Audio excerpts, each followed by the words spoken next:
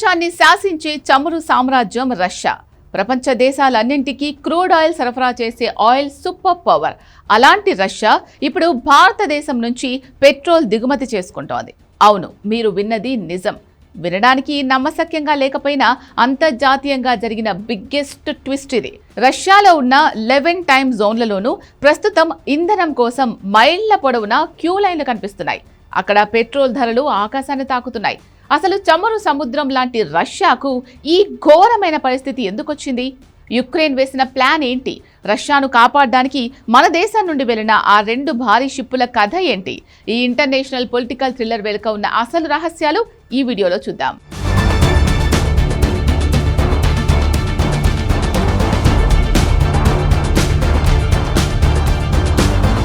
Russia దగ్గర crude oil భూమిలో నుంచి తీయడానికి బోలెడు వనరులున్నాయి. కానీ ఆ క్రూడ్ ఆయిల్ను మనం వాడే పెట్రోల్, డీజిల్గా మార్చాలంటే ఆయిల్ రిఫైనరీలు కావాలి. ఇక్కడే యుక్రెయిన్ దెబ్బ కొట్టింది.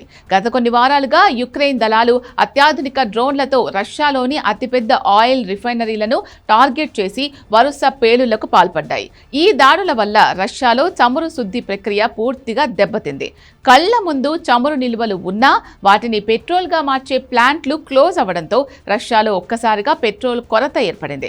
దేశంలో ఇంధనం కోసం హాహాకారాలు మొదలయ్యాయి.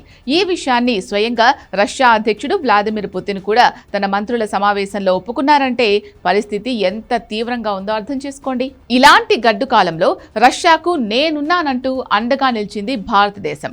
అంతర్జాతీయ నివేదికల ప్రకారం భారత్ నుంచి ఇప్పటికే దాదాపు 60,000 మెట్రిక్ టన్నుల పెట్రోల్ను రష్యాకు అత్యవసరంగా రవాణా చేశారు. ఒక్కొక్కటి 30,000 నుంచి 40,000 టన్నుల సామర్థ్యం గల 2 భారీ చమురు నౌకలు భారత్ నుంచి రష్యాకు చేరుకున్నాయి. రష్యా తన దేశీయ అవసరాల కోసం ప్రతి నెల వివిధ దేశాల నుంచి దాదాపు 4 లక్షల టన్నుల పెట్రోల్ను దిగుమతి చేసుకోవాలని ప్లాన్ చేస్తోంది. ఇందులో సింహభాగం భారత్ నుంచే వెళ్లనుంది.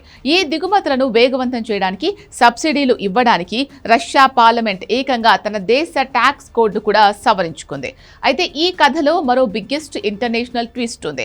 రష్యాకు సైనిక సాంకేతికతను, పరికరాలను సరఫరా చేస్తున్నాయి అనే ఆరోపణలతో గతంలో అమెరికా కొన్ని భారతీయ కంపెనీలపై ఆంక్షలు విధించింది.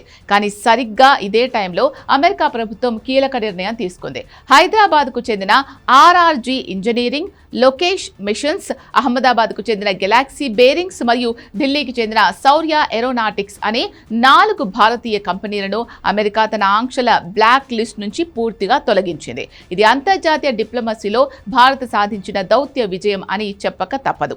చూసారుగా, ఒకప్పుడు రష్యా నుంచి భారత్ తక్కువ ధరకు క్రూడ్ ఆయిల్ కొంటే ప్రపంచ దేశాలు ముక్కున వేలేసుకున్నాయి.